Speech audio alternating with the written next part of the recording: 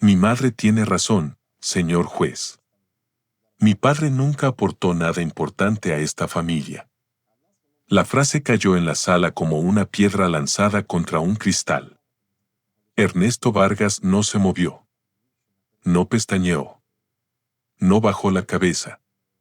Solo permaneció sentado en aquella banca de madera oscura del juzgado familiar número 7 de Madrid, con las manos entrelazadas sobre las rodillas, mirando al frente como si acabara de escuchar una sentencia que ya conocía desde hacía años. A su derecha, Clara, su esposa durante 34 años, sostuvo una expresión serena, casi elegante. Llevaba un traje color marfil, el cabello perfectamente recogido, una cadena de oro discreta sobre el cuello y esa mirada tranquila de las personas que creen haber ganado antes de que la batalla empiece. A su izquierda, en la primera fila, estaban sus hijos. Adrián, de 32 años, abogado corporativo, impecable con su traje azul oscuro, las piernas cruzadas y el gesto frío. No parecía un hijo viendo desmoronarse a su padre, sino un asesor observando cómo se liquida un activo inútil. Y Valeria, de 28, consultora financiera, con el rostro duro, la mandíbula tensa y los ojos clavados en el suelo. Ella había pronunciado la frase. Ella había dicho, frente al juez, frente a los abogados, frente a varios desconocidos, que su padre nunca había aportado nada importante. Ernesto sintió que algo se le hundía lentamente en el pecho. No fue sorpresa. No fue rabia. Fue una tristeza antigua, una de esas tristezas que no entran de golpe, sino que han estado viviendo dentro de uno durante tanto tiempo que, cuando finalmente hablan, suenan como una verdad inevitable. El juez, un hombre de rostro cansado y gafas pequeñas, levantó la vista del expediente. Señorita Vargas, le recuerdo que estamos aquí para determinar condiciones patrimoniales y acuerdos familiares. No para emitir juicios morales. Valeria tragó saliva. Lo entiendo, señoría. Pero creo que es importante que se sepa la realidad. Mi madre fue quien levantó esta familia. Mi madre trabajó, construyó una empresa, nos dio educación, estabilidad, contactos, oportunidades. Mi padre hizo una pausa breve, apenas una sombra de duda, mi padre estuvo en casa. Eso fue todo. Eso fue todo. Ernesto cerró los ojos un segundo. En su memoria aparecieron manos pequeñas manchadas de pintura. Fiebres a las 3 de la madrugada. Uniformes planchados. Cartas de admisión. Recibos de matrículas. Transferencias bancarias hechas a escondidas. Noches sin dormir revisando números, protegiendo nombres, ocultando sacrificios para que ellos nunca sintieran miedo. Pero abrió los ojos y no dijo nada. Clara inclinó ligeramente la cabeza, como si aquella declaración le doliera, aunque sus labios escondían una satisfacción apenas perceptible. Señoría, intervino su abogada, lo que los hijos del matrimonio intentan expresar es que la señora Clara Molina fue siempre la figura económicamente activa. La vivienda está a su nombre. La empresa está a su nombre. Las inversiones principales fueron administradas por ella. El señor Vargas no puede presentarse ahora como una víctima cuando durante décadas aceptó vivir bajo la estabilidad que su esposa le proporcionaba. Ernesto miró a la abogada. Luego miró a Clara. Ella no lo miró de vuelta. Eso fue lo que más le dolió. No el divorcio. No los documentos. No la casa que querían quitarle. No el coche, ni las cuentas, ni los muebles, ni el despacho donde guardaba las fotos de sus hijos cuando aún no abrazaban. Lo que le dolió fue que Clara sabía. Sabía todo. Sabía exactamente quién había pagado la primera operación de Adrián cuando era niño. Sabía quién había cubierto en secreto la deuda de su hermano para que no embargaran la casa de sus padres. Sabía quién había vendido el terreno heredado de su abuelo para pagar el máster de Valeria en Londres. Sabía quién había firmado como aval oculto cuando la empresa familiar estuvo a punto de quebrar. Clara lo sabía. Y aún así, estaba sentada allí, permitiendo que sus hijos lo llamaran inútil. Señor Vargas, dijo el juez. Tendrá oportunidad de responder. Ernesto sintió la mirada de sus hijos sobre él. Adrián esperaba que suplicara. Valeria esperaba que se quebrara. Clara esperaba que firmara. Durante 34 años, todos habían esperado algo de Ernesto. Que cediera. Que callara. Que entendiera. Que no molestara. Que no exigiera. Que no manchara la imagen perfecta de la familia Molina Vargas. Pero aquella mañana, en esa sala fría donde olía a papel viejo, café recalentado y perfume caro, Ernesto respiró despacio. Muy despacio. Y por primera vez en décadas, sintió que su silencio ya no era miedo. Era preparación. Pero para entender cómo llegaron a ese momento, había que volver 36 años atrás, cuando Ernesto Vargas aún caminaba por la vida con los hombros rectos y el corazón lleno de planes. Tenía 27 años cuando conoció a Clara Molina en una biblioteca universitaria de Salamanca. Él estudiaba ingeniería industrial y trabajaba por las noches en un almacén para pagar sus gastos. Clara estudiaba administración de empresas, venía de una familia acomodada de Valladolid y tenía una manera de hablar que hacía que todos se apartaran para escucharla. Ernesto la vio por primera vez discutiendo con un profesor sobre un caso empresarial. No gritaba. No necesitaba hacerlo. Clara tenía una seguridad que imponía distancia. Sus palabras eran precisas, sus gestos elegantes, su mirada afilada. A Ernesto le pareció fascinante. Ella lo notó una tarde en que él le devolvió un libro que había dejado olvidado sobre una mesa. Gracias, dijo Clara, mirándolo de arriba abajo. Pensé que lo había perdido. Los libros no deberían perderse, respondió él con una sonrisa tímida. A veces solo esperan que alguien los encuentre. Clara arqueó una ceja. ¿Siempre hablas así? Solo cuando estoy nervioso. Ella sonrió. Fue una sonrisa breve, pero para Ernesto fue suficiente. Durante los meses siguientes, se encontraron más veces. Primero por casualidad. Luego porque ambos empezaron a provocar esas casualidades. Clara descubrió que Ernesto no era solo un joven reservado de manos trabajadoras y camisas sencillas. Era brillante. Tenía una capacidad extraordinaria para entender sistemas, prever problemas, encontrar soluciones donde otros solo veían obstáculos. Él, en cambio, descubrió que Clara no era tan invencible como parecía. Detrás de aquella seguridad había miedo a decepcionar a su familia, miedo a no estar a la altura, miedo a ser vista como una mujer común. Se enamoraron con rapidez. Con esa rapidez peligrosa de quienes creen que el amor basta para ordenar todas las diferencias. Clara admiraba la calma de Ernesto. Ernesto admiraba la ambición de Clara. Tú vas a construir cosas grandes, le decía ella mientras caminaban por la Plaza Mayor en las noches frías de invierno. Y tú vas a dirigirlas, respondía él. Entonces Clara reía y le tomaba la mano.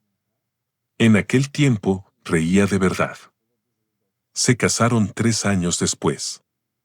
La boda fue elegante, financiada casi por completo por los padres de Clara, aunque Ernesto insistió en pagar los anillos con sus ahorros. No eran anillos lujosos. Eran sencillos, de oro mate, con sus iniciales grabadas por dentro. Clara los miró apenas unos segundos cuando él se los entregó. Son bonitos, dijo. Él quiso creer que eso significaba que le gustaban. Durante los primeros años, vivieron en un piso pequeño en Madrid. Ernesto trabajaba en una empresa de diseño industrial. Tenía talento, disciplina y una reputación creciente. Sus superiores hablaban de enviarlo a Alemania para liderar un proyecto de automatización.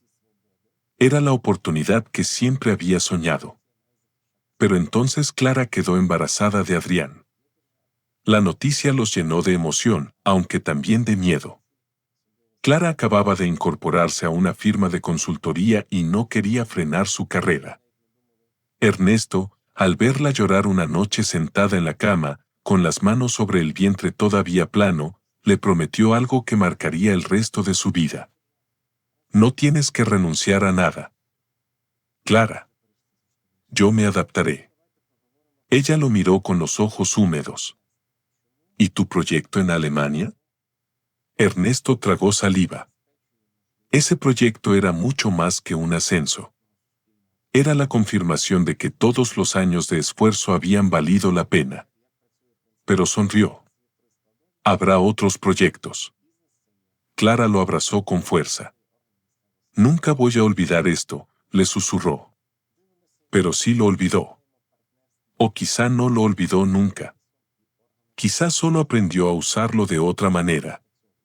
Cuando Adrián nació, Ernesto redujo sus horas de trabajo. Luego pidió una excedencia. Luego aceptó encargos independientes desde casa. Al principio fue temporal. Clara repetía que solo necesitaba consolidarse, que en cuanto su carrera estuviera estable, él retomaría la suya. Pero la estabilidad de Clara siempre quedaba un poco más lejos. Su talento era real. Su ambición también. Escaló rápido. Primero dirigió un equipo. Luego abrió una consultora propia con 2 socios. Después compró la participación de uno de ellos y empezó a convertir aquella pequeña firma en una empresa respetada. Ernesto estaba orgulloso. No había nada falso en ese orgullo. Preparaba café para Clara a las 5 de la mañana cuando ella tenía reuniones importantes. Revisaba presentaciones, corregía números, encontraba errores en informes que podrían haberle costado contratos. Pero Clara no decía Ernesto me ayudó. Decía anoche trabajé hasta tarde. Y él no la corregía. Porque la amaba. Porque creía que amar también era saber quedarse detrás del escenario mientras la persona amada recibía los aplausos. 2 años después nació Valeria. Fue un parto difícil. Clara perdió mucha sangre y estuvo varios días ingresada. Ernesto durmió en una silla junto a su cama. Cada vez que ella despertaba asustada, él le tomaba la mano y le decía: «Estoy aquí». Cuando llevaron a la niña envuelta en una manta rosa, Ernesto lloró en silencio. Valeria era diminuta, de ojos enormes y dedos tan frágiles que parecía imposible que pudieran aferrarse a la vida. «Nuestra hija», murmuró Clara, agotada. «Nuestra hija», repitió Ernesto. Durante un tiempo, fueron felices. No de una manera perfecta, pero sí real. Había cansancio, discusiones, facturas, noches sin dormir, juguetes por el suelo, manchas de leche en la ropa. Pero también había risas. Adrián corriendo por el pasillo con un camión de plástico. Valeria durmiéndose sobre el pecho de Ernesto mientras él calculaba presupuestos en una libreta. Clara llegando tarde, agotada, y encontrando la cena lista. «No sé qué haría sin ti», le decía a veces. Ernesto guardaba esas palabras como quien guarda monedas de oro.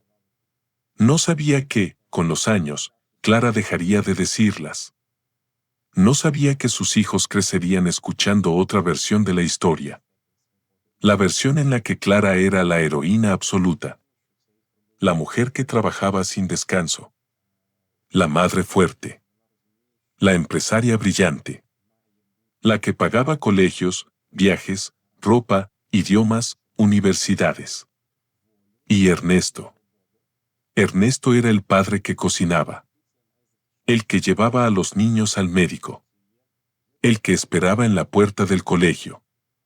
El que sabía dónde estaban los disfraces, las vacunas, los cuadernos de música, las alergias, los miedos nocturnos.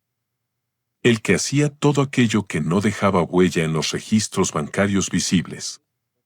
O eso creían ellos. La primera gran mentira empezó cuando Adrián tenía 9 años. El niño enfermó de forma repentina. Una fiebre alta, dolores intensos, análisis preocupantes. Después de varios estudios, los médicos detectaron una malformación que requería una intervención urgente en una clínica privada especializada. El seguro de Clara no cubría todo. La empresa atravesaba una etapa inestable y Clara estaba obsesionada con no mostrar debilidad ante sus socios. Ernesto escuchó el presupuesto en silencio. Luego vio a Clara romperse en el pasillo del hospital. No puedo sacar esa cantidad ahora, dijo ella, con la voz ahogada. Si toco las cuentas de la empresa, los socios lo van a notar. Si pido un préstamo, mi padre se enterará y me lo echará en cara toda la vida. Ernesto no lo dudó. Vendió un terreno que había heredado de su abuelo en Ávila. Un terreno que pensaba conservar para construir algún día una casa pequeña, con árboles frutales, lejos del ruido de la ciudad. Firmó la venta en una notaría de barrio, con las manos quietas y el corazón apretado. Cuando Clara le preguntó cómo había conseguido el dinero, él respondió: Lo importante es Adrián. ¿Pero de dónde salió? De algo mío. Clara lo abrazó, llorando. Te lo voy a devolver. Ernesto le acarició el cabello. No me debes nada. La operación salió bien. Adrián se recuperó. Clara, con el tiempo, contó que había sido ella quien había movido contactos, conseguido médicos y resuelto la situación. Ernesto no la contradijo. Porque Adrián estaba vivo. Y eso bastaba. La segunda mentira llegó con Valeria. Desde pequeña, Valeria mostró una inteligencia feroz para los números. A los 12 años ya hacía cálculos mentales que sorprendían a sus profesores.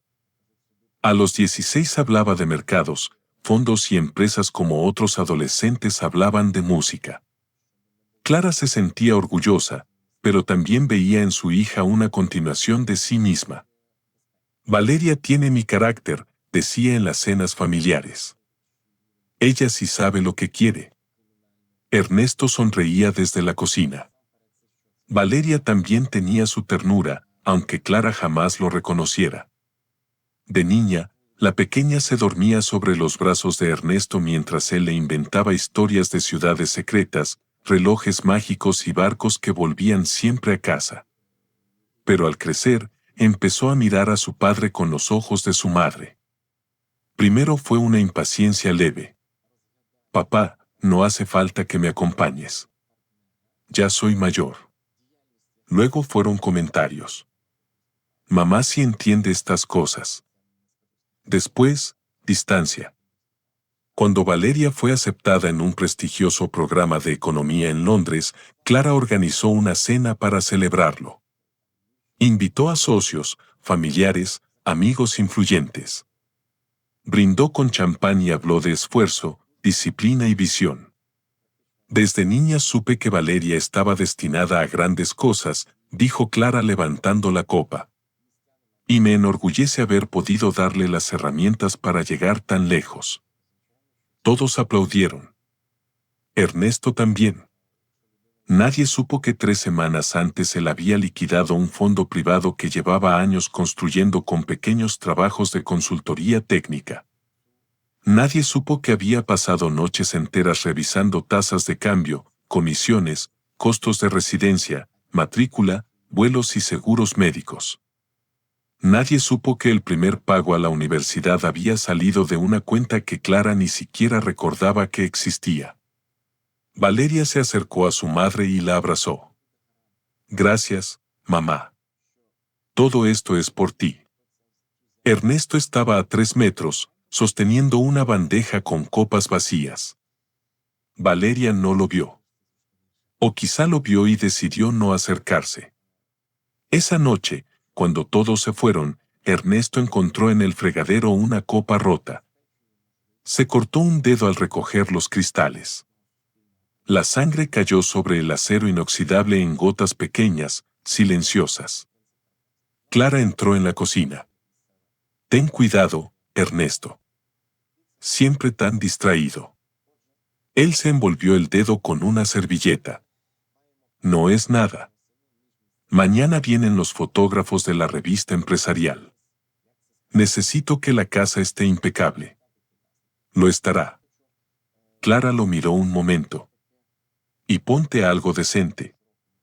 No quiero que parezca que descuidamos la imagen familiar. Ernesto asintió. Nada más. Con el paso de los años, la casa se volvió más grande y más fría. La consultora de Clara prosperó.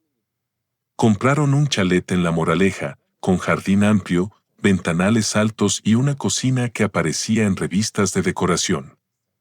Para las visitas, era una casa luminosa, símbolo de éxito y buen gusto.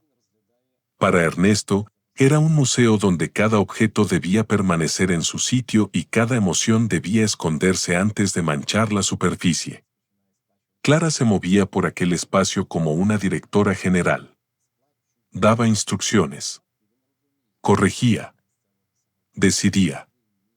Ernesto administraba todo lo invisible. El mantenimiento, los proveedores, las citas médicas, los cumpleaños, las gestiones bancarias menores. Los regalos, las emergencias, las llamadas del colegio, las crisis familiares. También comenzó a llevar, en secreto, una red de inversiones que había construido con una disciplina que nadie en casa sospechaba. No lo hizo para enriquecerse. No al principio. Lo hizo por miedo. Miedo a que un día Clara perdiera la empresa. Miedo a que Adrián necesitara algo. Miedo a que Valeria se quedara sola en otro país. Miedo a que el futuro de sus hijos dependiera únicamente del carácter imprevisible de su madre. Ernesto no confiaba en el orgullo de Clara. Confiaba en el trabajo silencioso. Así nació la Fundación Horizonte Vargas. No llevaba su nombre completo en los documentos visibles.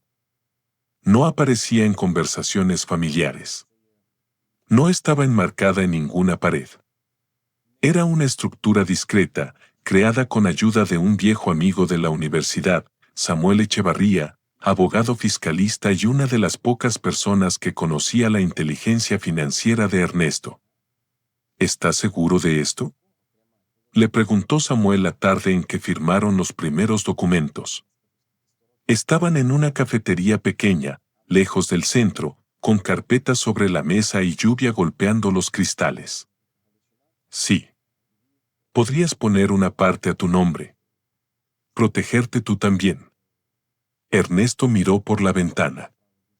Mis hijos son mi protección. Samuel suspiró. No confundas amor con ceguera. Ernesto sonrió tristemente. Todavía son niños.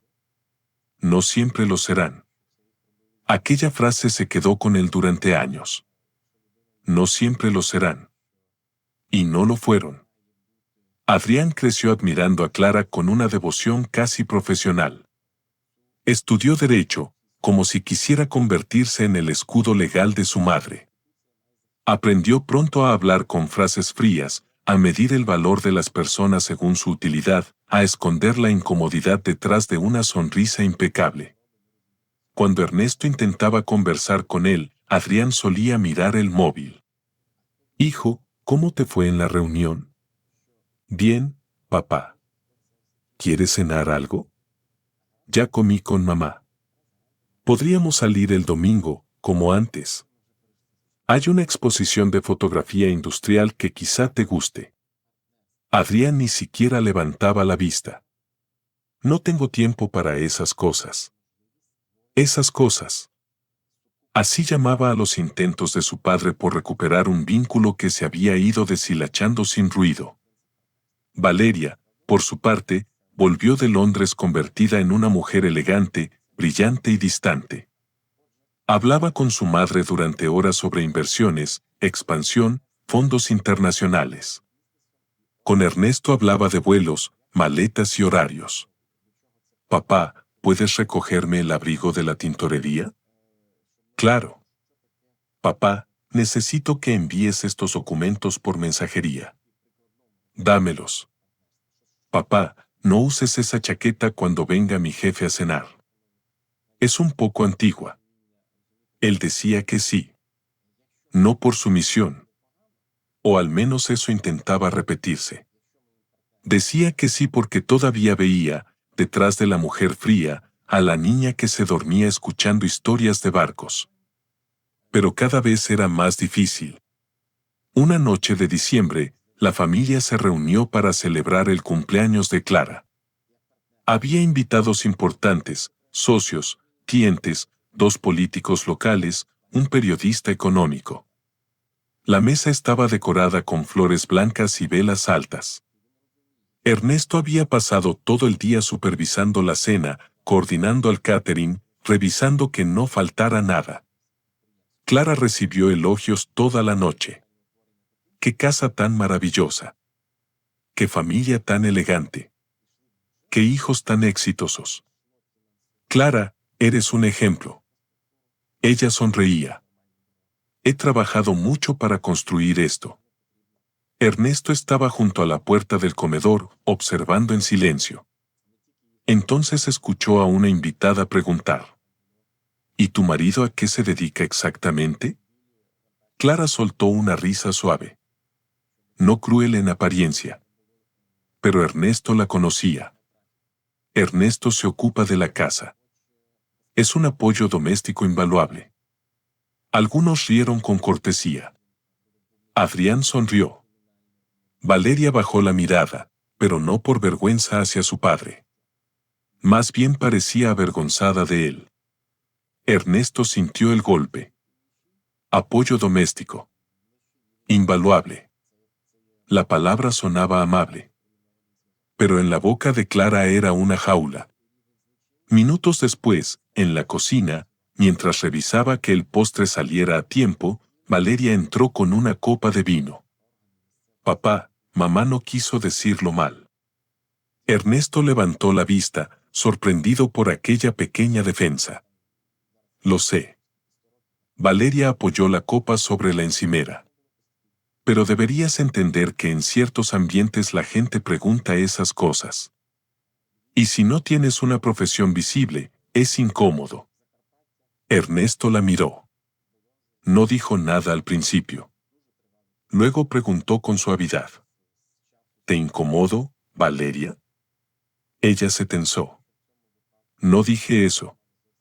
Pero lo pensaste. Papá, no empieces. No empieces. Como si el dolor de él fuera una molestia. Como si preguntar por su lugar en la vida de sus hijos fuera un capricho. Ernesto volvió a mirar el postre. Tienes razón. No es el momento. Valeria suspiró, aliviada. Gracias. Y se fue. Gracias. Ernesto se quedó en la cocina, rodeado de platos perfectos y aromas dulces, sintiendo que algo dentro de él envejecía muchos años en una sola noche. A partir de entonces, empezó a escribir. No diarios sentimentales. No cartas. No confesiones. Escribía registros. Fechas. Transferencias. Decisiones. Sacrificios. No sabía por qué lo hacía al principio. Tal vez para recordarse a sí mismo que no estaba loco. Que su vida no había sido tan vacía como ellos insinuaban. Que detrás de cada logro de Clara, de Adrián y de Valeria, había hilos invisibles que él había sostenido con manos cansadas. Guardaba todo en carpetas azules dentro de un armario metálico en el sótano. Recibos de matrículas. Contratos de venta. Copias de transferencias. Documentos notariales. Cartas de Samuel. Informes de la Fundación Horizonte Vargas. También guardaba fotografías. Adrián en el hospital, dormido después de la operación. Valeria frente a la residencia universitaria en Londres, sonriendo sin saber que su padre había pagado hasta el último depósito. Clara inaugurando la nueva sede de su empresa, sin saber que Ernesto había movido discretamente una inversión para evitar que una deuda antigua la arrastrara a la quiebra. No. Eso no era exacto. Clara sí lo sabía. Al menos en parte. Y ese era el detalle que más pesaba. Porque Clara había aprendido a aceptar los milagros de Ernesto sin hacer preguntas cuando le convenía. Pero también había aprendido a borrarlo de la historia cuando esos milagros dejaban de ser útiles. La primera señal clara del divorcio apareció en una mañana de abril. Ernesto encontró una carpeta gris sobre la mesa del despacho de Clara. No solía revisar sus cosas, pero aquella carpeta estaba abierta y su nombre aparecía escrito en la primera página. Estrategia de separación patrimonial. El título le heló la sangre. No tocó nada. Solo leyó las primeras líneas. Bienes registrados a nombre de Clara Molina. Participación empresarial protegida. Argumento de dependencia económica inversa. Posible renuncia voluntaria de Ernesto Vargas a reclamaciones por falta de aportación directa. Ernesto sintió que el aire se volvía espeso. En ese momento escuchó pasos en el pasillo. Cerró la carpeta exactamente como estaba y se apartó hacia la ventana. Clara entró hablando por teléfono. Sí, Adrián, lo sé. Pero tiene que firmar sin hacer preguntas. Tu padre evita los conflictos. Si lo planteamos como algo inevitable, aceptará. Ernesto no se giró. Clara se detuvo al verlo. Luego te llamo. Colgó. Hubo un silencio largo. ¿Qué haces aquí?, preguntó ella. Buscaba el cargador del portátil. Está en la sala. Ya veo. Clara lo observó con atención. Estás raro. Ernesto se volvió lentamente. ¿Raro? Sí. Últimamente estás distraído. Él sostuvo su mirada. Durante un segundo, Clara pareció incómoda. No estaba acostumbrada a que Ernesto la mirara así, sin bajar los ojos, sin suavizar el ambiente. Será el cansancio, dijo él. Clara sonrió apenas. Entonces descansa. No quiero que te pongas dramático por cualquier cosa. Cualquier cosa. Así llamaba ella a la demolición silenciosa de un matrimonio. Esa noche, durante la cena, Adrián y Valeria fueron más fríos de lo habitual. Clara había convocado una comida familiar para el domingo siguiente. Dijo que necesitaban hablar como adultos. Ernesto supo entonces que el golpe estaba cerca. No preguntó. Preparó la cena. Sirvió el vino. Escuchó a sus hijos hablar de trabajo. Adrián comentó una fusión empresarial. Valeria mencionó una inversión inmobiliaria. Clara habló de un viaje a Lisboa. Nadie le preguntó a Ernesto cómo estaba. En un momento, Adrián dejó el tenedor sobre el plato y dijo: Papá, deberías considerar hacer algo con tu tiempo cuando todo cambie. Ernesto lo miró. ¿Cuándo todo cambie? Clara bebió un sorbo de agua. Valeria se tensó. Adrián se dio cuenta de que había hablado demasiado pronto, pero no se disculpó. Me refiero a que ya no eres joven. Sería bueno que tengas una rutina más independiente. Ernesto apoyó lentamente la servilleta junto al plato. ¿Independiente de quién? Clara intervino con voz suave. Ernesto, no conviertas una observación en un drama. Él sonrió apenas. No era una sonrisa alegre. Era una grieta. Curioso. En esta casa, cuando alguien me hiere, el problema siempre es mi reacción. Valeria lo miró con fastidio. Papá, nadie te está hiriendo. No. Claro que no. El silencio cayó sobre la mesa. Durante años, Ernesto habría pedido disculpas. Habría cambiado de tema. Habría preguntado si alguien quería más pan. Pero esa noche no lo hizo. Se levantó, recogió su plato y lo llevó a la cocina. Clara lo siguió minutos después. No me gusta esa actitud. Ernesto lavaba el plato bajo un hilo de agua tibia. ¿Cuál actitud? Esa manera pasivo-agresiva de hacerte la víctima. Él cerró el grifo.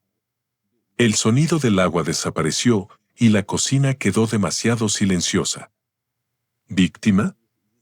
Clara cruzó los brazos. Sí, Ernesto. Víctima.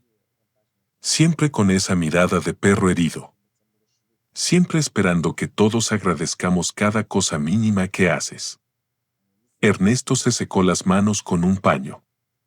¿Mínima? Sí. Mínima. Preparar cenas, ordenar la casa, llevar papeles, no construye una familia. No confundas tareas domésticas con sacrificio. Él la miró como si la viera por primera vez. Y quizá era verdad. Quizá hasta ese momento había seguido mirando a Clara como la joven que temblaba de miedo en un hospital, como la mujer que le prometió no olvidar, como la madre de sus hijos. Pero frente a él estaba otra persona. O tal vez siempre había estado allí. Tienes razón, dijo Ernesto. Clara parpadeó, sorprendida. ¿Qué? No voy a confundirlo más. Ella frunció el ceño. ¿Qué significa eso? Ernesto colgó el paño con cuidado. Nada que tengas que entender esta noche. Clara se quedó inmóvil. Por primera vez en muchos años, no supo qué responder. Ernesto salió de la cocina y subió lentamente las escaleras hacia el dormitorio de invitados, donde dormía desde hacía casi 6 meses. No porque lo hubieran acordado formalmente. Simplemente, una noche Clara le dijo que necesitaba espacio y él dejó la habitación principal. Aquella noche no durmió. Encendió una lámpara pequeña, abrió el viejo portátil y escribió un correo a Samuel Echevarría. Creo que ha llegado el momento. No puso más. No hacía falta. La respuesta llegó 20 minutos después. Te esperaba desde hace años. Mañana a las 9 en mi despacho. Trae todo. Ernesto cerró los ojos. Todo. La palabra pesaba como una vida entera. Abajo, en algún lugar de la casa, Clara hablaba por teléfono en voz baja. Ernesto no escuchó las palabras exactas. Pero escuchó su tono. Ese tono frío, calculador, seguro. El tono de alguien que cree tener el control absoluto. Y mientras la noche avanzaba sobre Madrid, mientras sus hijos dormían en habitaciones que él había preparado con sus propias manos. Mientras Clara planeaba la forma más limpia de borrarlo de la familia, Ernesto se levantó de la cama y bajó al sótano. Encendió la luz. El fluorescente parpadeó 3 veces antes de iluminar las estanterías metálicas. Allí estaban las carpetas azules. Años de silencio. Años de pruebas. Años de amor convertido en documentos. Ernesto pasó los dedos sobre los lomos cuidadosamente etiquetados. Adrián. Valeria. Clara. Fundación. Propiedades. Matrículas. Avales. Transferencias. Su mano se detuvo sobre una carpeta más delgada, de color negro. No tenía nombre. Solo una fecha. La fecha en que Clara, sin saberlo, había firmado el documento que podía cambiarlo todo. Ernesto la tomó con cuidado. La abrió. Leyó la primera página. Y por primera vez en mucho tiempo, no sintió miedo.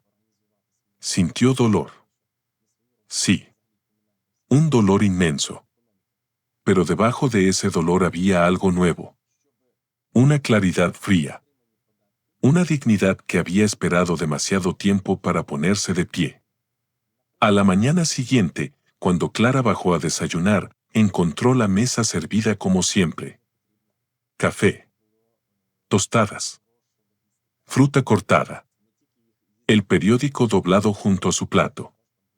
Ernesto estaba de pie junto a la ventana, vestido con un traje gris que ella no le había visto en años.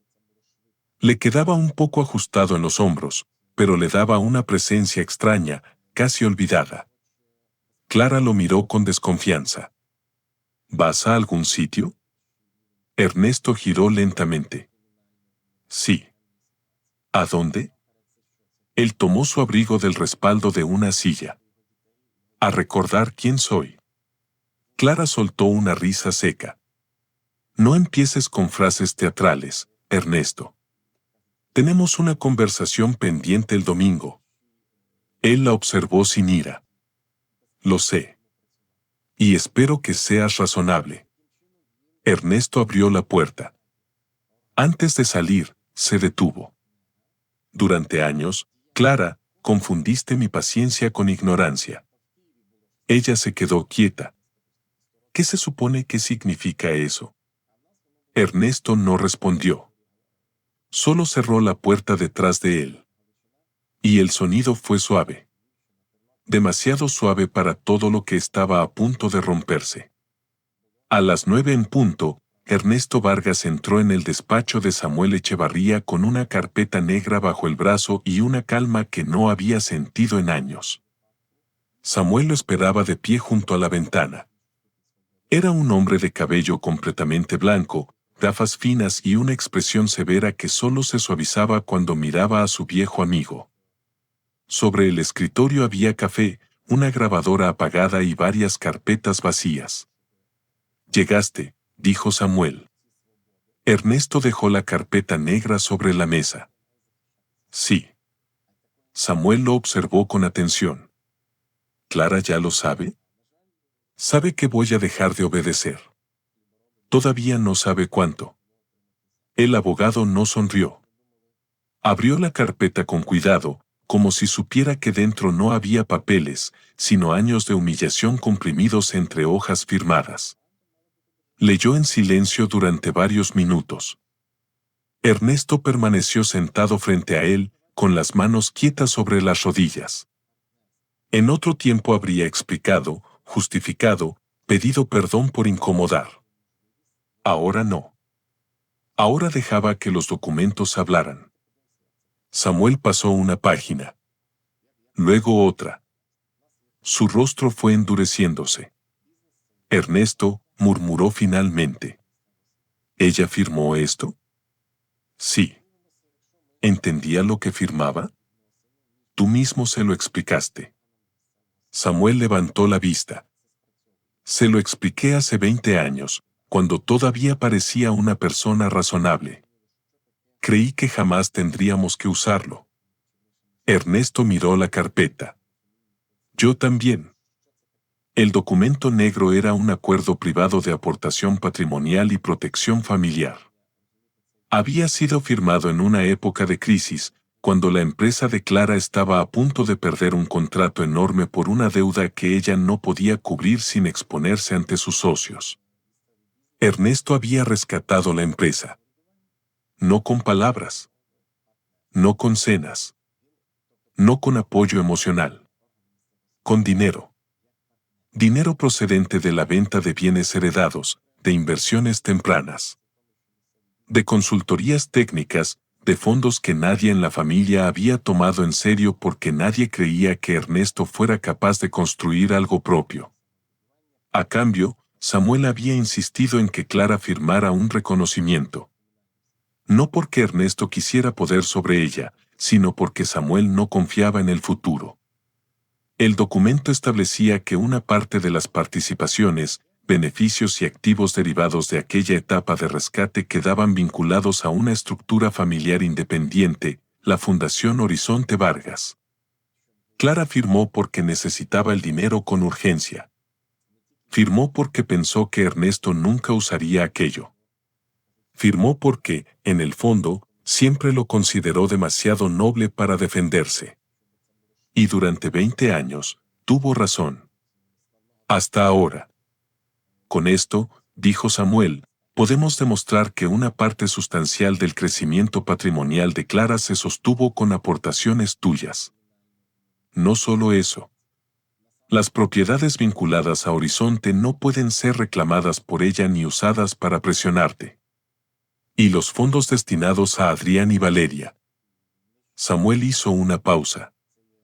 Ernesto levantó la mirada. Dilo. Legalmente siguen bajo administración fiduciaria. No pertenecen a tus hijos hasta que se cumplan las condiciones. Ernesto cerró los ojos. Las condiciones. Él mismo las había redactado con Samuel cuando Adrián y Valeria todavía eran adolescentes. Había querido protegerlos no solo de la pobreza, sino también de la soberbia.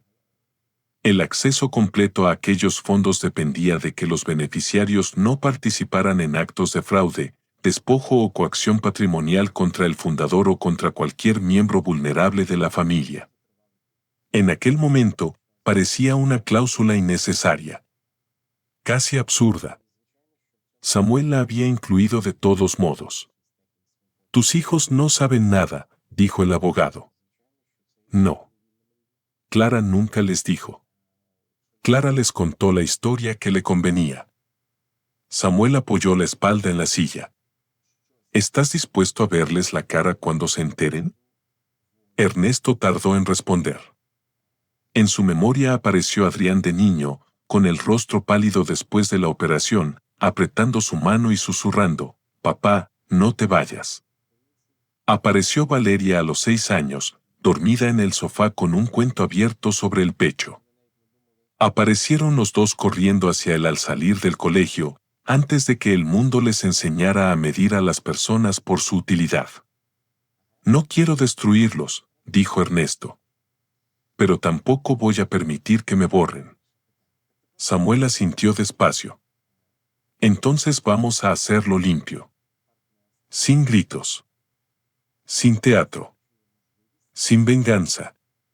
Solo verdad. La palabra quedó suspendida entre ambos. Verdad. Ernesto había vivido tantos años rodeado de versiones, apariencias, silencios convenientes, que la verdad le parecía casi violenta. Pero ya era tarde para seguir ocultándola. El domingo llegó con un cielo gris y una lluvia fina que golpeaba los ventanales del chalet. Clara había elegido el comedor principal para la reunión familiar. No era casualidad. Aquella mesa larga, de nogal oscuro, había sido testigo de cenas de Navidad, cumpleaños, anuncios de éxito y humillaciones envueltas en servilletas de hilo. Ernesto llegó puntual. Clara ya estaba sentada en la cabecera. Adrián revisaba unos documentos en una tablet. Valeria bebía agua con las 2 manos alrededor del vaso. Sobre la mesa había una carpeta beige. No azul. No negra. Beige. La carpeta de Clara. Siéntate, Ernesto, dijo ella con una suavidad ensayada. Queremos hablar contigo con calma. Él se sentó en el extremo opuesto. Durante un instante, la distancia entre ambos pareció más larga que 34 años de matrimonio. Clara abrió la carpeta. He preparado una propuesta razonable. No quiero que esto se convierta en una guerra. Nadie gana en una guerra familiar. Ernesto la observó. Curioso que lo digas tú. Adrián levantó la vista. Papá, por favor. No empecemos con resentimientos. Ernesto giró lentamente hacia su hijo. ¿Resentimientos? Sí. Esto debe manejarse con madurez. ¿Madurez es pedirle a tu padre que firme su desaparición? Valeria dejó el vaso sobre la mesa. No estás desapareciendo, papá. Estás exagerando. Mamá solo quiere ordenar las cosas. Ernesto la miró con una tristeza serena. ¿Ordenarlas para quién, Valeria? Ella respiró hondo. Para todos. Mamá ha trabajado toda su vida. No sería justo que ahora tú reclamaras algo que no construiste. El silencio posterior fue denso. Ernesto sintió que Clara lo miraba con atención, esperando su quiebre. Esperando la lágrima. La súplica.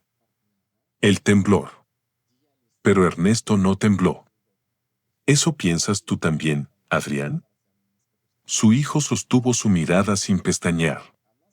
Creo que mamá fue el motor económico de esta familia. Tú tuviste un papel distinto. ¿Distinto? Doméstico. La palabra volvió a aparecer. Como una piedra vieja lanzada otra vez contra la misma herida. Clara intervino con una falsa compasión. Ernesto, nadie está despreciando lo que hiciste en casa. Pero una cosa es cuidar y otra muy distinta es aportar patrimonio. La realidad legal es clara. ¿La realidad legal? Preguntó Ernesto. Sí. Clara deslizó la carpeta beige hacia él. La casa queda para mí. La empresa también. Te ofreceré una cantidad mensual durante 2 años para que puedas adaptarte. Además, podrás llevarte tus objetos personales. No quiero ser cruel. Ernesto bajó la mirada hacia los papeles. Allí estaba su vida reducida a concesiones. 2 años de ayuda. Objetos personales. Una salida discreta. Una despedida ordenada para el hombre que había mantenido unida la estructura invisible de todos. ¿Y después de esos 2 años? Preguntó. Clara cruzó las manos. Después tendrás que organizarte. Ya eres adulto, Ernesto. Adrián añadió. Podemos ayudarte a buscar un piso pequeño. Algo cómodo, sin demasiados gastos. Valeria evitó mirarlo. Incluso podrías trabajar en algo sencillo. Administración, recepción, no sé. Algo de medio tiempo.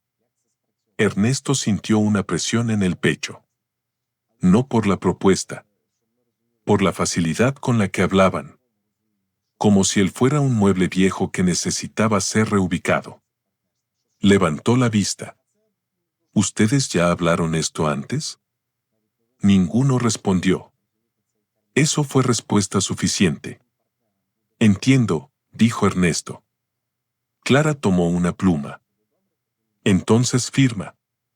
No lo alarguemos más. Ernesto miró la pluma.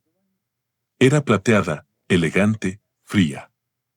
Durante años, Clara le había pasado objetos así, listas, recibos, facturas, invitaciones, documentos, tareas. Siempre esperando que él resolviera sin preguntar. Pero esta vez no tomó la pluma. Metió la mano en su abrigo y sacó una tarjeta blanca. La dejó sobre la mesa. Mi abogado se comunicará con el tuyo mañana. Clara miró la tarjeta. Luego a él. ¿Tu abogado? Adrián soltó una risa breve. Papá, no necesitas un abogado para esto. Solo complicarías las cosas. Ya están complicadas. Clara endureció la mirada. Ernesto, no hagas el ridículo. Samuel Echevarría es un abogado fiscal, no un especialista en divorcios. Ernesto no apartó los ojos de ella. Samuel conoce nuestra historia mejor que tus abogados. La mano de Clara se tensó sobre la carpeta. Fue apenas un gesto. Pero Ernesto lo vio. Adrián también. ¿Qué significa eso? Preguntó su hijo. Ernesto se puso de pie.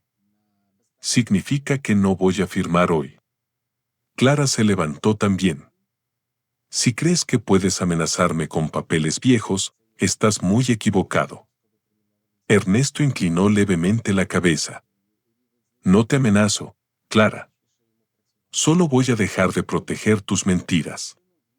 Valeria palideció. ¿Qué mentiras?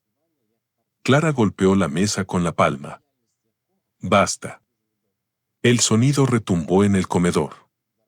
Durante años, ese golpe habría bastado para que Ernesto se callara. Esta vez no. Pregúntale a tu madre quién pagó la operación de Adrián. Adrián frunció el ceño. ¿Qué? Clara habló de inmediato. Eso no tiene nada que ver. Pregúntale, repitió Ernesto, sin elevar la voz. Pregúntale quién vendió un terreno heredado para que tú pudieras entrar en una clínica privada cuando el seguro no cubría todo. Adrián miró a Clara. Mamá. Tu padre está manipulando recuerdos antiguos, dijo ella con frialdad. Yo conseguí a los médicos. Yo moví los contactos. Eso es cierto, dijo Ernesto. Y yo pagué. Valeria se quedó inmóvil. Ernesto giró hacia ella. Pregúntale quién pagó tu primer año en Londres cuando la empresa de tu madre no podía justificar otra salida de dinero sin alarmar a los socios. Valeria abrió la boca, pero no salió nada. Clara respiraba con fuerza. Ernesto, te advierto que estás cruzando un límite. Él asintió lentamente. Sí. El límite del silencio. Luego salió del comedor. No cerró la puerta de golpe. No necesitaba hacerlo. La semana siguiente fue una guerra silenciosa. Clara llamó a Ernesto 20 veces el lunes. Él no contestó. Después recibió mensajes de Adrián. Papá, hablemos con calma. Esto puede resolverse sin abogados. No perjudiques a mamá por orgullo. Luego llegaron los de Valeria. ¿Por qué nunca dijiste nada? ¿Es verdad lo de Londres? Necesito entender. Ernesto leyó cada mensaje. No respondió. No porque quisiera castigarlos, sino porque sabía que una conversación privada les permitiría acomodar la verdad a su conveniencia. Durante años, la familia había sobrevivido a base de conversaciones privadas donde Clara siempre terminaba imponiendo su versión. Esta vez la verdad tendría testigos. La audiencia de conciliación fue fijada 3 semanas después. Clara llegó rodeada de seguridad emocional, su abogada, Adrián como asesor informal y Valeria sentada a su lado con el rostro rígido. Habían preparado una estrategia clara. Presentar a Ernesto como un hombre resentido, dependiente, emocionalmente inestable, incapaz de demostrar aportaciones reales. Ernesto llegó con Samuel. Nada más. Sin teatralidad. Sin escolta. Sin rencor visible.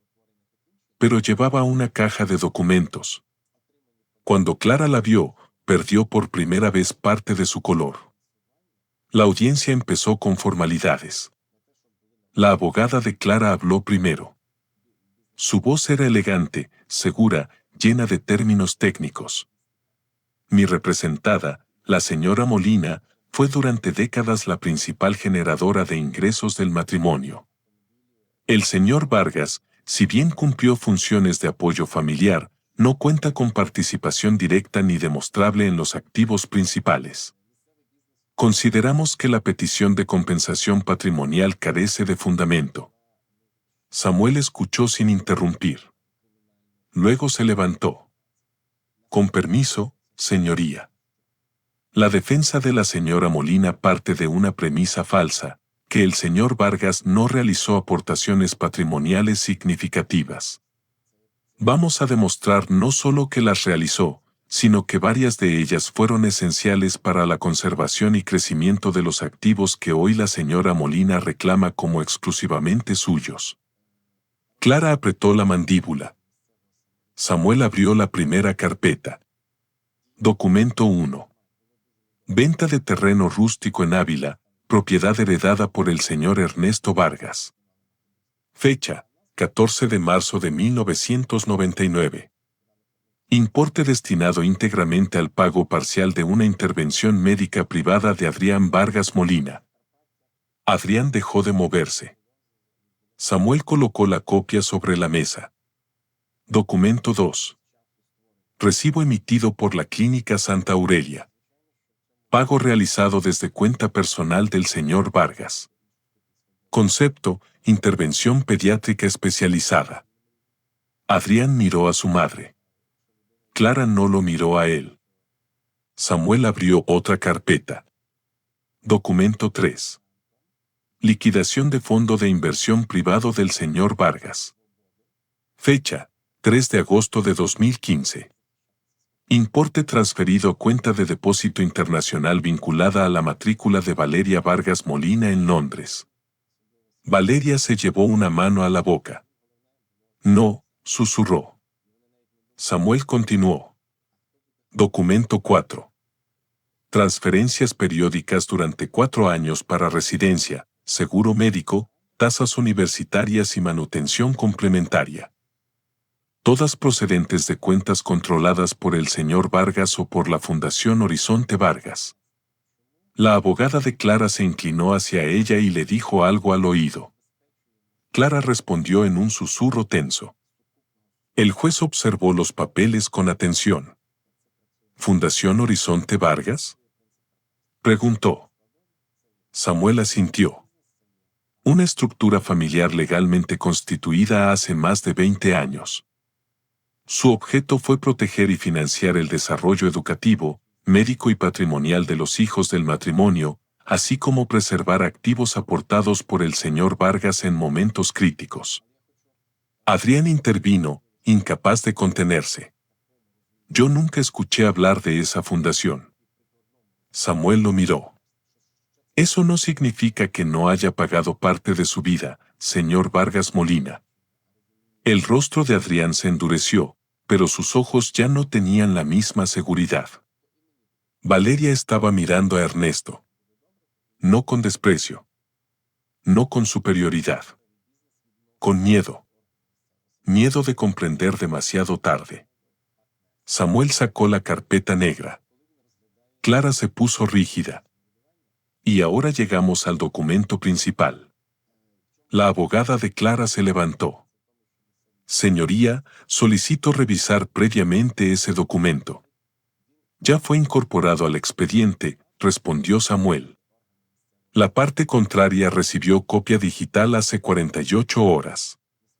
Clara giró de golpe hacia su abogada. ¿Qué? La abogada bajó la voz. Se lo envié ayer, Clara. Usted dijo que eran papeles sin importancia. Samuel prosiguió.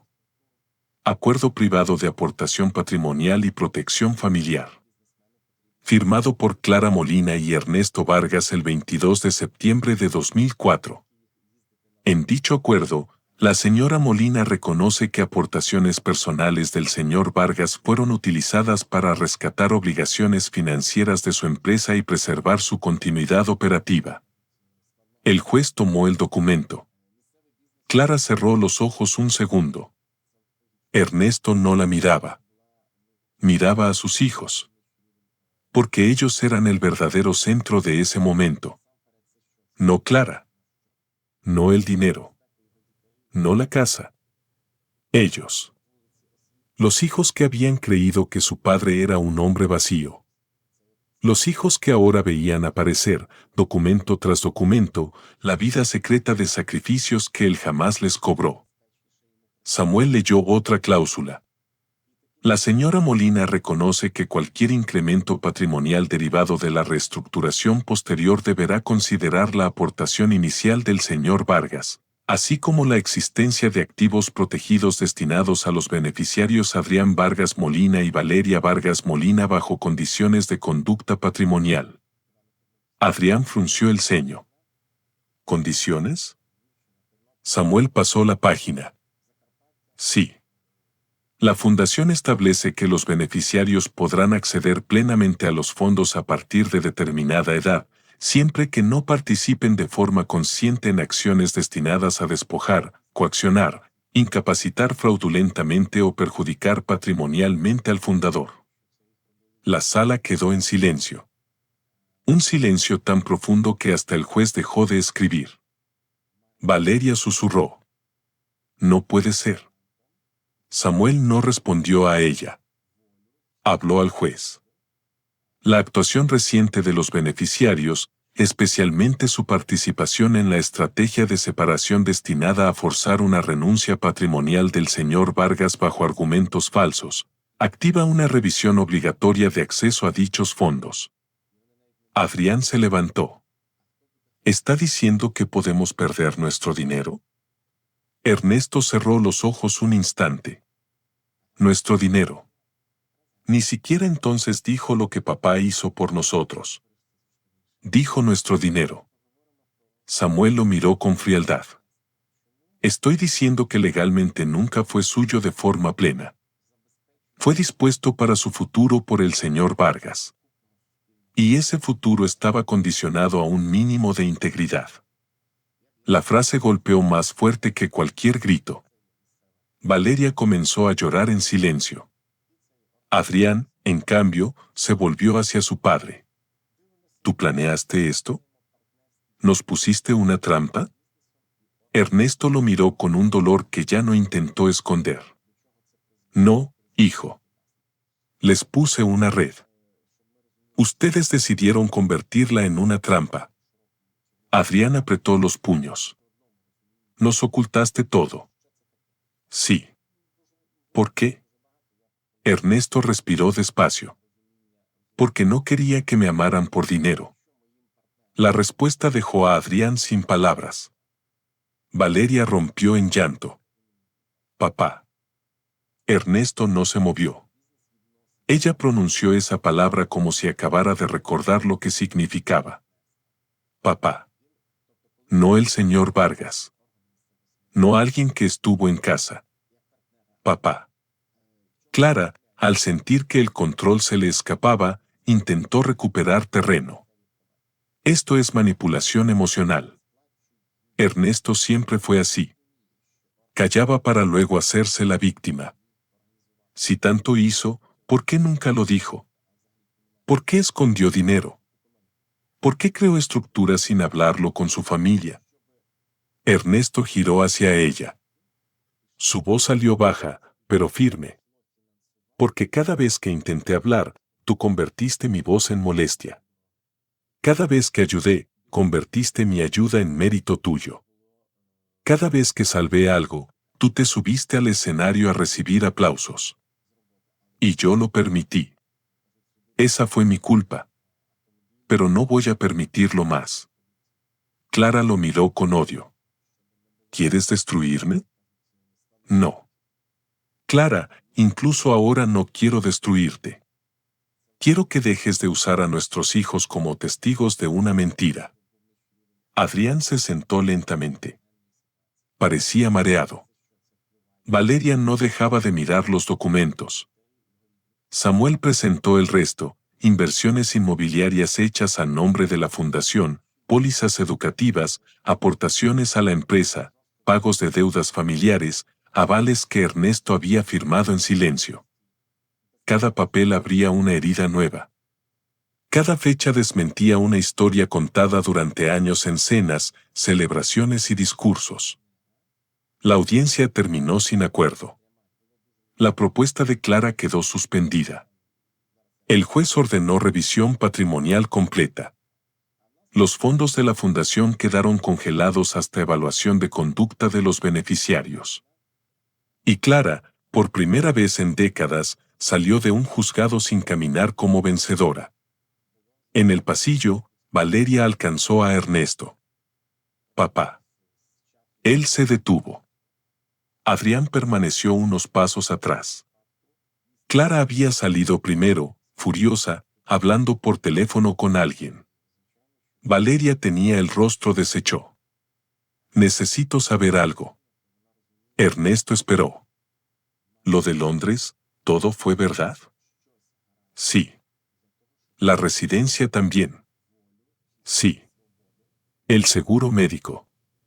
Sí.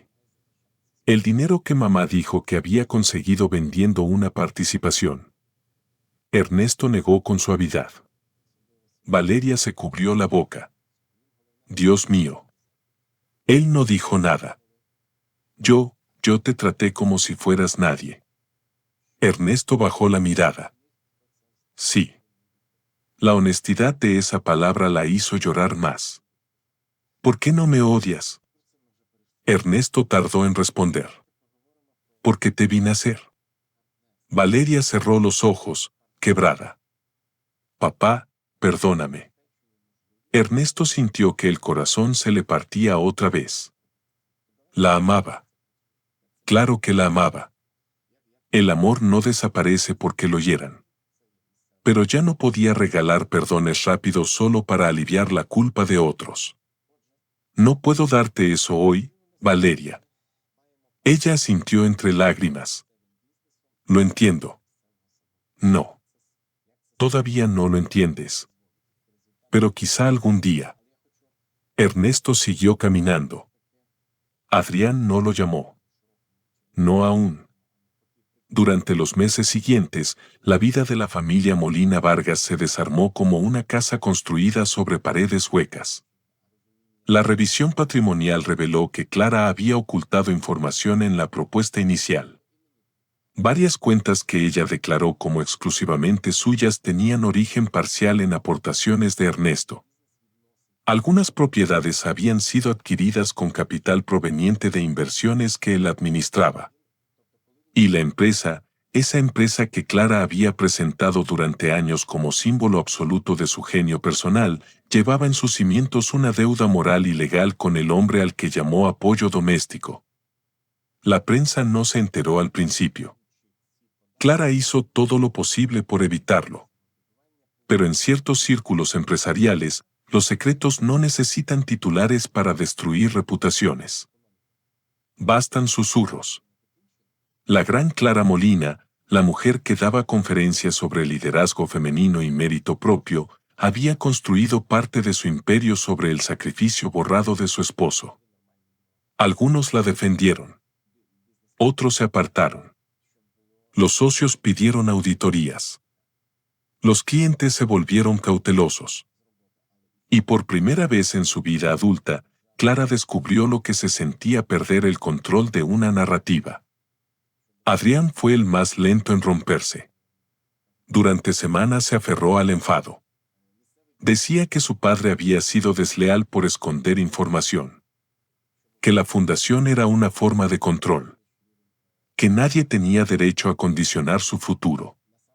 Pero una noche, mientras revisaba documentos enviados por Samuel, encontró una copia del recibo de la clínica donde lo habían operado de niño. Había una nota escrita a mano, adjunta al pago. Por favor, confirmen que mi hijo tendrá la habitación más tranquila posible. Le asustan los ruidos por la noche. Su peluche azul debe acompañarlo al quirófano hasta donde sea permitido.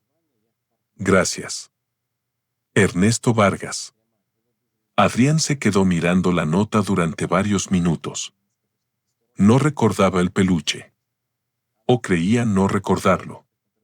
Pero de pronto, una imagen le volvió, un oso azul con una oreja gastada, una mano grande sosteniendo la suya, una voz diciéndole al oído, respira conmigo, campeón. No fue un documento legal lo que lo quebró. Fue esa frase. Respira conmigo, campeón. Adrián lloró por primera vez en años. No un llanto elegante. No unas lágrimas discretas. Lloró como un niño que acababa de darse cuenta de que había condenado al único hombre que nunca lo abandonó. Valeria, en cambio, empezó a buscar a su padre antes. No para pedir dinero. No para hablar de la fundación. Solo para verlo. La primera vez, Ernesto no la dejó entrar. Ella apareció en el pequeño apartamento que él había alquilado temporalmente en Chamberí. Llevaba un abrigo oscuro, el cabello recogido sin cuidado y los ojos hinchados. Solo quiero hablar, dijo desde el pasillo. Ernesto permaneció en la puerta. Hoy no. Por favor. Valeria, si entro en esta conversación antes de estar listo, voy a terminar consolándote a ti por el daño que tú me hiciste a mí. Y ya no puedo hacer eso. Ella bajó la cabeza. Tienes razón. Lo sé. No lo dijo con crueldad. Lo dijo con cansancio.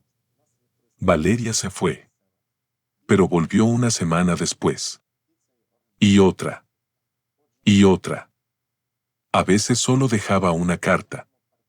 En la primera escribió: Papá, no sabía quién eras porque nunca me tomé el tiempo de mirarte.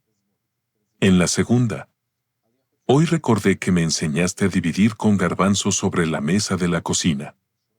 Mamá siempre dijo que yo era buena en números por ella. Pero mi primer maestro fuiste tú. En la tercera: no te pido que vuelvas a ser el padre disponible para todo. Solo quiero aprender a ser una hija que no llega tarde del todo. Ernesto guardó las cartas en una caja. No las respondió de inmediato. Pero las guardó. Eso era algo. El juicio definitivo llegó casi un año después. Esta vez no fue una pequeña audiencia de conciliación. La sala estaba más llena. Había peritos, abogados, representantes de la empresa, testigos. Clara entró con un traje negro y una expresión controlada, pero ya no irradiaba la misma seguridad.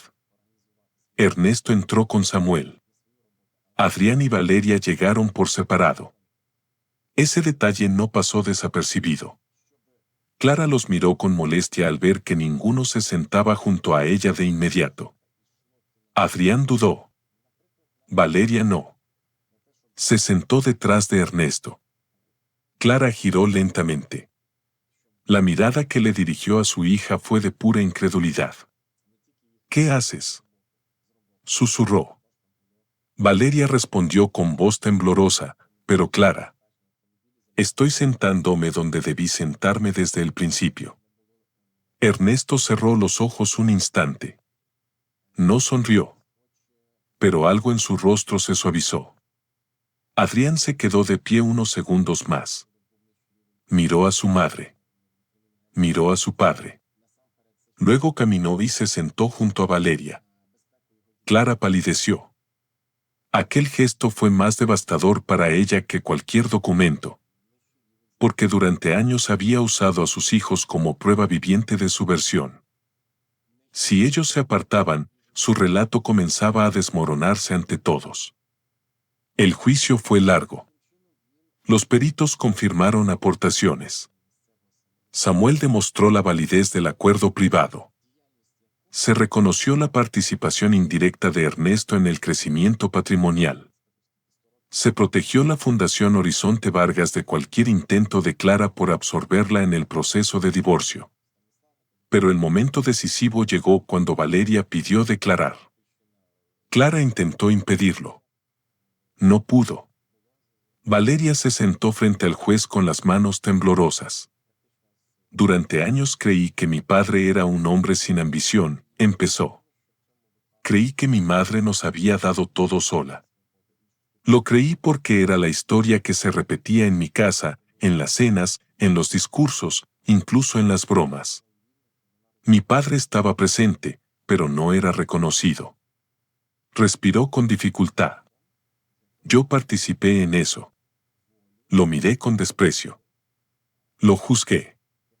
Apoyé a mi madre en una estrategia injusta porque me convenía creer que ella era la única fuerte. Pero los documentos que vi después me obligaron a enfrentar algo doloroso. Mi padre no era débil. Era silencioso. Y nosotros confundimos su silencio con falta de valor. Clara apretó los labios. Valeria continuó. Mi carrera, mis estudios en Londres, mis oportunidades, no fueron solo fruto del esfuerzo de mi madre. Mi padre las financió en secreto. Y no lo hizo para controlarme. Lo hizo para que yo no tuviera miedo del futuro. Yo le pagué con vergüenza. Y hoy quiero dejar constancia de que lo que dijimos contra él no fue justo. La sala quedó inmóvil. Luego Adrián pidió hablar.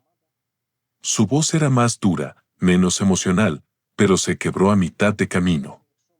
Yo soy abogado. Me enseñaron a mirar pruebas. Y aún así preferí mirar la versión que me resultaba cómoda. Mi padre pagó mi operación cuando era niño. Me cuidó, me sostuvo y después permitió que yo creyera que su vida no tenía peso. No puedo reparar eso con una declaración, pero no voy a seguir sosteniendo una mentira. Clara se levantó. Esto es una manipulación, exclamó. Los ha puesto en mi contra. El juez la llamó al orden. Ernesto no se volvió. No necesitaba defenderse. Sus hijos, por primera vez, no hablaban para complacer a Clara. Hablaban porque la verdad había encontrado una grieta por donde salir. La sentencia llegó semanas después. El divorcio fue concedido, pero no en los términos que Clara había planeado. Ernesto recibió reconocimiento patrimonial, una compensación sustancial y participación sobre ciertos beneficios derivados de las aportaciones documentadas. La vivienda principal fue puesta en evaluación para reparto ajustado. La empresa tuvo que reconocer de forma privada y legal la deuda histórica con él. La Fundación Horizonte Vargas quedó intacta, bajo supervisión independiente, y los fondos de Adrián y Valeria permanecerían restringidos hasta que ambos cumplieran nuevas condiciones de reparación y transparencia. Clara no quedó en la ruina. Ernesto nunca pidió eso. Pero perdió algo más importante para ella, la impunidad. Perdió la autoridad moral con la que había gobernado su casa. Perdió el relato. Perdió el derecho a seguir llamando inútil al hombre que había sostenido el suelo bajo sus pies. La última escena entre Ernesto y Clara ocurrió una tarde de otoño, en la casa de la Moraleja. Él fue a recoger algunos libros, fotografías y una caja con herramientas antiguas de su padre. Clara lo esperaba en el salón, como si todavía pudiera dirigir la escena. «Supongo que está satisfecho», dijo ella. Ernesto cerró una caja. «No».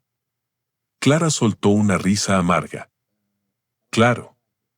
Ahora también vas a fingir nobleza». Él se enderezó lentamente. «No estoy satisfecho, Clara. Nadie sale satisfecho de perder una familia». Ella lo miró con rabia. «Tú la destruiste». Ernesto negó con calma. «No. Yo solo dejé de sostener la mentira que la mantenía en pie». Clara apartó la vista. Durante unos segundos, pareció más vieja. No por las arrugas, sino por el agotamiento de quien ha pasado la vida actuando fortaleza y de pronto se queda sin público.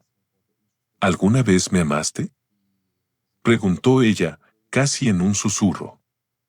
Ernesto la miró largamente. «Más de lo que debí». Clara tragó saliva. «Entonces, ¿por qué no me salvaste esta vez?». La pregunta lo golpeó. Porque ahí estaba Clara, incluso al final, entendiendo el amor como rescate. Como una obligación de Ernesto de protegerla de las consecuencias de sus propios actos. Él tomó la caja.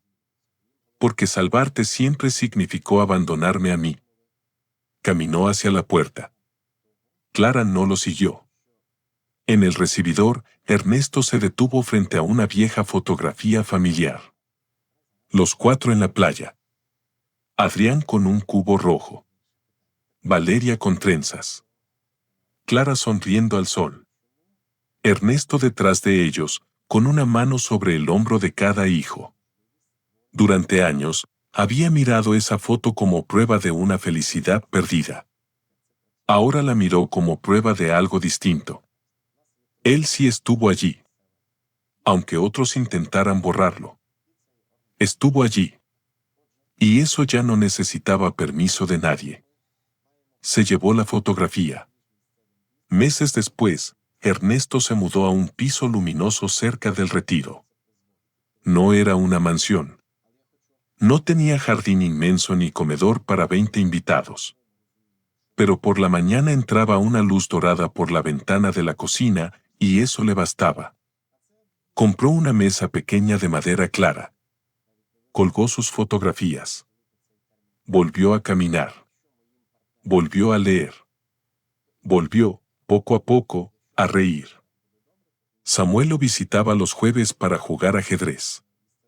Casi siempre discutían por movimientos absurdos, como dos universitarios envejecidos que todavía conservaban algo de juventud en la ironía. Valeria empezó a cenar con él una vez por semana. Al principio, las cenas eran torpes. Ella hablaba demasiado. Pedía perdón con la mirada cada vez que él servía agua, cada vez que se levantaba a buscar pan, cada vez que algo le recordaba al pasado. Una noche, Ernesto dejó el tenedor y dijo: «Valeria, no necesito que te castigues en mi mesa». Ella se quedó quieta. No sé cómo actuar. Actúa con honestidad. Lo demás irá saliendo. Ella asintió. Estoy aprendiendo. Yo también. Esa fue la primera noche en que hablaron sin llorar. Adrián tardó más. Mucho más. Su orgullo era una armadura pesada. Pero un domingo apareció en el portal de Ernesto con una caja pequeña entre las manos. «Encontré esto en mi trastero», dijo. Ernesto abrió la caja. Dentro estaba el oso azul. Gastado. Viejo. Con una oreja casi desprendida. Ernesto sintió que la garganta se le cerraba. Adrián no pudo mirarlo. No recordaba que lo había guardado. Tu madre quería tirarlo cuando cumpliste 13. ¿Y por qué no lo hizo? Ernesto acarició la tela desgastada. Porque lo escondí. Adrián respiró hondo. Papá. La palabra salió rota. Ernesto levantó la vista. Adrián, el abogado impecable, el hombre frío, el hijo que había dicho que su padre solo tuvo un papel doméstico, estaba llorando en silencio. No sé cómo pedirte perdón sin que suene pequeño. Ernesto miró el oso. Luego a su hijo. Empieza por no pedirlo para sentirte mejor tú. Adrián asintió, avergonzado. Tienes razón. Y después ven el domingo a comer. Adrián levantó la vista, sorprendido. ¿Eso es todo? No. Eso es el principio. No fue una reconciliación perfecta. Las historias reales rara vez lo son. Hubo conversaciones difíciles. Reproches. Silencios. Días en que Ernesto no podía ver a sus hijos sin recordar la sala del juzgado. Días en que Valeria lloraba al descubrir otro recuerdo manipulado. Días en que Adrián se enfadaba consigo mismo y quería resolver con rapidez algo que solo podía sanar lentamente. Pero esta vez había verdad. Y donde hay verdad, aunque duela, puede crecer algo limpio. Clara quedó sola en la casa grande durante un tiempo. Sus hijos la visitaban, pero ya no con la antigua obediencia. Cuando intentaba hablar mal de Ernesto, Valeria se levantaba. Cuando intentaba justificarlo todo como una estrategia necesaria, Adrián le respondía: «No nos pidas otra vez que elijamos una mentira». Clara nunca pidió perdón de verdad. No al principio. Quizá no sabía cómo. Había construido una vida entera sobre la idea de que pedir perdón era perder autoridad. Y ahora, sin autoridad, no sabía qué quedaba de ella. Una tarde, envió a Ernesto un mensaje breve. «Encontré unas cartas viejas tuyas. No las tiré». Él respondió horas después: «Haz con ellas lo que necesites. Ya no me pertenecen solo a mí». No volvieron a escribirse durante semanas. El final verdadero no ocurrió en un juzgado. Tampoco en una cena dramática. Ocurrió una mañana de primavera, en un auditorio universitario. Valeria había sido invitada a dar una charla sobre ética financiera y estructuras familiares. Años antes habría hablado de éxito, rendimiento, visión estratégica. Esa vez habló de responsabilidad, de soberbia, de dinero usado como poder y de la diferencia entre heredar recursos y merecer confianza. Ernesto estaba sentado en la última fila. No quería protagonismo. Valeria lo había invitado, pero no lo anunció. Al final de la charla, alguien del público preguntó: ¿cuál fue la lección más difícil que aprendió en su proceso familiar? Valeria buscó a su padre con la mirada. Lo encontró al fondo. Sus ojos se llenaron de lágrimas, pero su voz fue clara. Aprendí que no todas las personas que sostienen una familia aparecen en las fotografías importantes. Algunas están detrás de la cámara, preparando la comida, pagando facturas en silencio, renunciando a sueños para que otros puedan cumplir los suyos. Y aprendí también que el amor silencioso no debe ser explotado. Debe ser reconocido antes de que sea demasiado tarde. El auditorio quedó en silencio. Ernesto bajó la mirada. No quería llorar. Pero lloró. No de derrota. No de humillación. Lloró porque, después de tantos años, alguien había dicho la verdad en voz alta sin que él tuviera que demostrarla con recibos.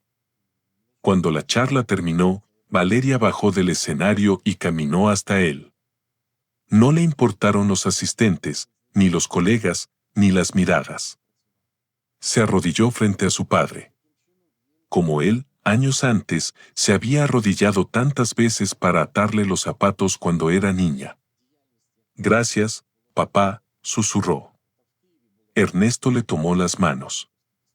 Levántate, hija. No tienes que arrodillarte ante mí. Pero te debo tanto. Él negó despacio. No me devuelvas el pasado. Haz algo mejor con el futuro. Valeria lo abrazó. Y esta vez Ernesto sí la abrazó de vuelta sin miedo a desaparecer dentro de ese gesto. Adrián llegó unos minutos después. Había asistido en silencio desde un lateral del auditorio. Se acercó a ellos y, por primera vez en muchos años, no parecía un abogado, ni un hombre de negocios, ni el hijo de Clara Molina. Parecía simplemente un hijo. ¿Comemos juntos?, preguntó. Ernesto miró a sus dos hijos. Durante años había imaginado una escena así. Pero en sus sueños siempre era perfecta, limpia, sin dolor. La realidad era distinta. Había cicatrices. Había recuerdos que no se borrarían. Había una silla vacía donde la familia completa ya no podía sentarse como antes. Pero también había una oportunidad. No de volver al pasado, sino de construir algo más honesto. Sí, dijo Ernesto. Comamos juntos. Salieron los tres al sol de primavera. Madrid estaba lleno de ruido, coches, voces, pasos apresurados. La vida seguía, indiferente y hermosa. Ernesto caminaba despacio entre sus hijos. No como un hombre derrotado. No como un padre mendigando amor. Sino como alguien que había perdido una mentira y recuperado su nombre. Años atrás, Clara le había dicho que preparar cenas, ordenar la casa y cuidar a los hijos no construía una familia. Ernesto entendía ahora que Clara se equivocaba. Una familia se construye precisamente con eso que muchos no ven. Con madrugadas. Con renuncias. Con manos que sostienen. Con silencios que protegen. Pero también aprendió algo más duro: ningún amor, por grande que sea, justifica desaparecer para que otros brillen. Porque cuando uno se borra demasiado tiempo, tarde o temprano alguien confunde esa ausencia con falta de valor. Y Ernesto Vargas había tardado 34 años en comprenderlo. Pero al final lo comprendió. El hombre que todos creyeron débil no tuvo que gritar para recuperar su dignidad. Le bastó con abrir una carpeta. Mostrar la verdad. Y dejar de pedir permiso para existir.